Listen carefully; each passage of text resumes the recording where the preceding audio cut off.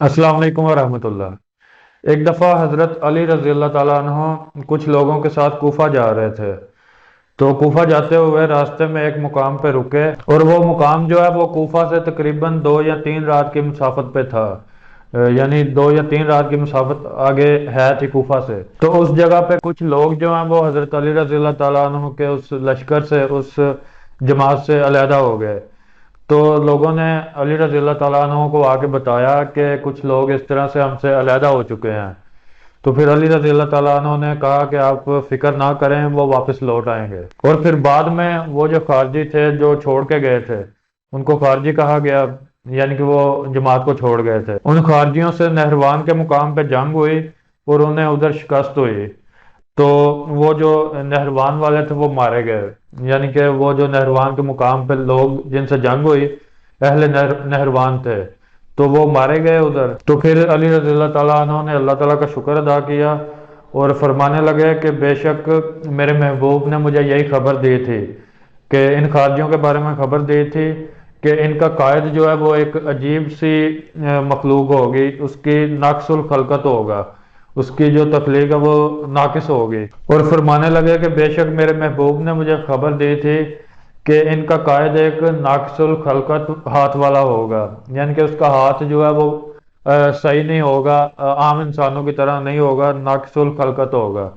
और उसके पिस्तान की टूटने पर कुछ बाल होंगे, उसके पिस्तान की टूटने पे कुछ बाल होंगे कि चूहे की दुम की तरह होंगे, कि वो जो है ना चूहे की दुम की तरह लगेगा, उसके पिस्तान की टूटने के ऊपर इस तरह बाल होंगे। वो जो बंदा है इनका जो सरदार होगा खारजियों के गिरोह का। तो जब अली रज़ी अल्लाह ताला अन्हो ने ये बात बताई तो फिर लोगों ने तलाश किया उसको। वो जो लोग मारे थे उन्होंने, खारजी लोग नहरवान के मुकाम के ऊपर, अहले नहरवान को जो मारा था, उनमें से फिर वो ढूंढने लग गए कि वो बंदा मौजूद है या नहीं। तो उन्होंने एक बार ढूंढा तो आगे कहने लग गए, अली रज़ी अल्लाह ताला अन्हो को बताया कि वो बंदा हमें नहीं मिला। तो अली रज़ी अल्लाह ताला अन्हो फरमाने लगे कि उसे तलाश करो, अल्लाह की कसम ना मैंने झूठ बोला है और ना मुझे बताने वाले ने झूठ बोला है। अली रज़ी अल्लाह ताला अन्हो ने कहा कि दोबारा तलाश करें। वो दोबारा गए, उन्होंने जाके दोबारा तलाश किया, तो फिर पलट के आए और कहते हैं कि नहीं, हमें फिर नहीं वो बंदा मिला। तो फिर अली रज़ी अल्लाह ताला अन्हो खुद तशरीफ लेके गए उधर, उनके साथ खुद गए और जाके उन्हें देखने लगे और सबको कहा कि आप इनको उलट पलट के सबको देखो। तो जब दोबारा अच्छी तरह देखा गया और हजरत अली रज़ी अल्लाह ताला अन्हो खुद मौजूद थे, तो फिर एक बंदा उन्हें मिल गया जो उसी तरह का था। उस टाइम फिर उन्हें वही बंदा मिल गया। तो इससे नबी अलैहिस्सलाम की हदीस की तस्दीक भी हो गई। और हजरत अली रज़ी अल्लाह ताला अन्हो को जो यकीन था कि नबी अलैहिस्सलाम ने अगर कहा है तो ऐसे ही होगा, तो वो भी पूरा हुआ। हजरत अली रज़ी अल्लाह ताला अन्हो को इस बात पे पूरा यकीन था कि ऐसे ही होगा, इस तरह का बंदा ज़रूर मिलेगा।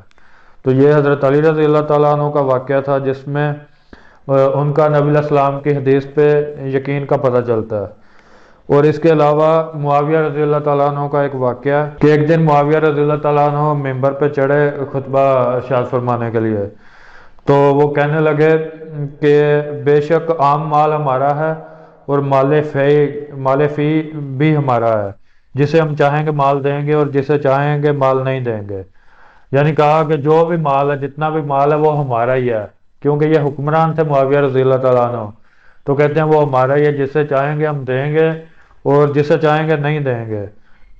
ये इरशाद फरमाया एक खुतबा के जुमा में। फिर अगले जुमा के खुतबा में दोबारा यही बात बताई, यही बात दोबारा उन्होंने कही।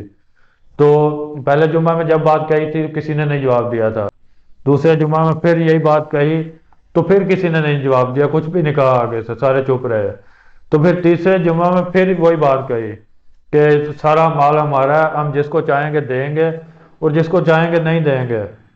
तो ये बात जब तीसरे जुम्मे में की तो एक आदमी खड़ा हो गया और खड़ा होकर कहता है कि हरगिज नहीं, ऐसे नहीं होगा।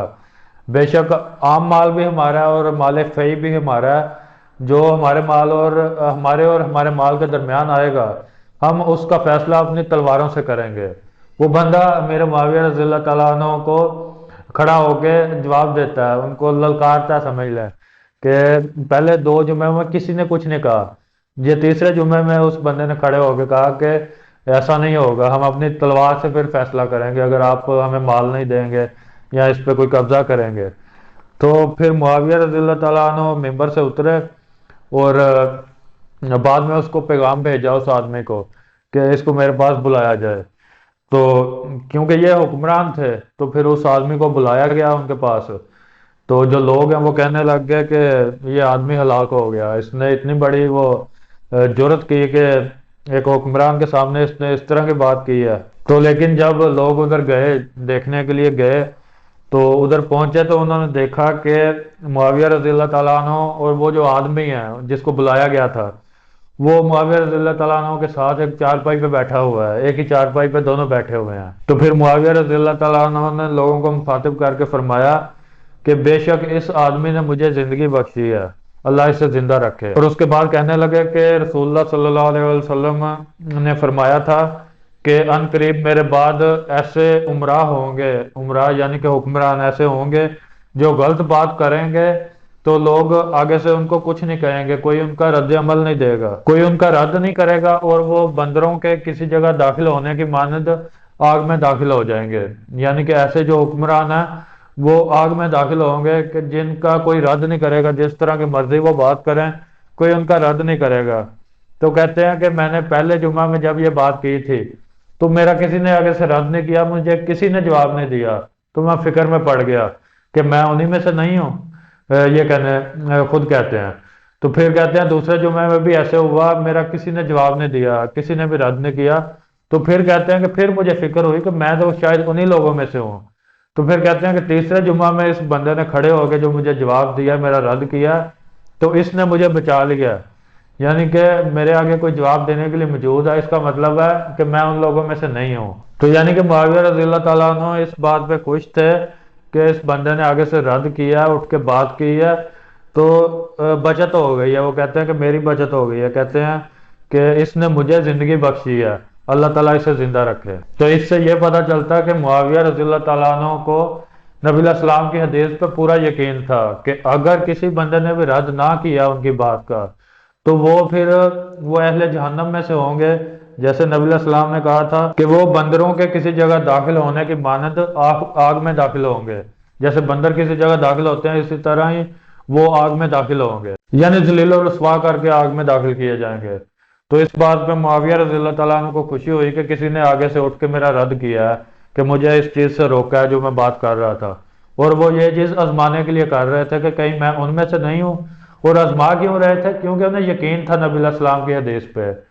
تو ان دونوں واقعات سے پتہ چلتا ہے، پہلے واقعہ سے حضرت علی رضی اللہ تعالیٰ عنہ کو کتنا یقین تھا نبی علیہ السلام کی حدیث پہ، اور دوسرے واقعہ سے امیر معاویہ رضی اللہ تعالیٰ عنہ کو کتنا یقین ہے نبی علیہ السلام کی حدیث پہ۔ تو ان دونوں شخصیات کے اس یقین کی وجہ سے ہمیں پتہ چلتا ہے کہ نبی علیہ السلام کی بات پہ یقین رکھنا ایک ہر مسلمان کے لیے ضروری ہے، کہ ہر مسلمان کو یقین ہونا چاہیے پورا ایک بات پہ کہ جو کہ نبی علیہ السلام کی بات ہو، تو اس پہ پورا یقین ہونا چاہیے کہ ایسا ہی ہوگا کیونکہ نبی علیہ السلام نے فرمایا ہے، اور نبی علیہ السلام اللہ تعالیٰ کی مرضی کے بغیر کوئی بات نہیں کرتے، یہ اللہ تعالیٰ نے قرآن میں بھی فرمایا ہے۔ تو یہ تھے اس ویڈیو میں نے 2 واقعات بیان کیے ہیں، انشاءاللہ نیکسٹ ویڈیو کے ساتھ ملیں گے۔ السلام علیکم ورحمۃ اللہ۔